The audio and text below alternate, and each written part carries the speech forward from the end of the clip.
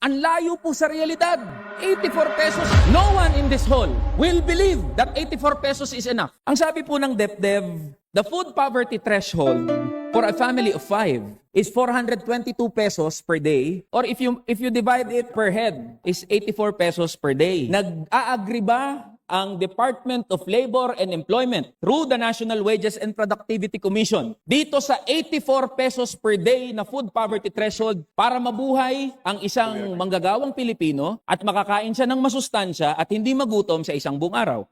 Madam Speaker, distinguished colleague, those are official statistics, and of course, the Department of Labor and Employment are following the what is the placed in the law. Madam Thank you, Speaker, Mr. distinguished colleague. Sponsor, Madam Speaker. Malaki po ang problema ng Department of Labor and Employment through the National Wages and Productivity Commission when it claims, it believes that 84 pesos is enough for a single Filipino to eat nutritiously and survive for a day. That is unacceptable. Hindi po kasi kapani-paniwala. At kung ito ang batayan ng National Wages and Productivity Commission when determining wages, hindi po nakapagtataka. Nasapat na pala yung sahod ng mga manggagawa ngayon kahit hindi ito nakakasustain ng buhay. All the minimum wage earners and perhaps even the entire workforce will agree that the current minimum wage rates are not enough for us to survive.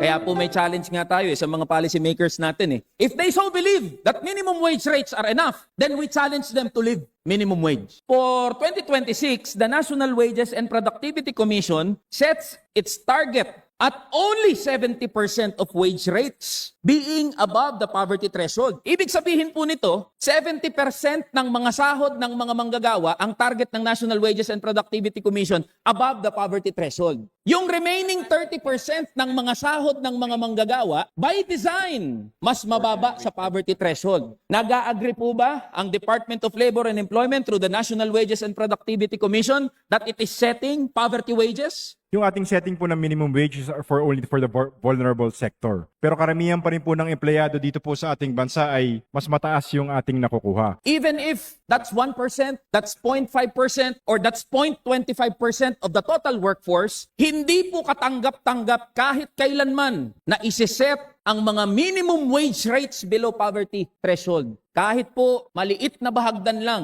we are speaking on behalf of the minimum wage earners and all of them are in unison. Hindi po katanggap-tanggap ang minimum wage rates na meron tayo.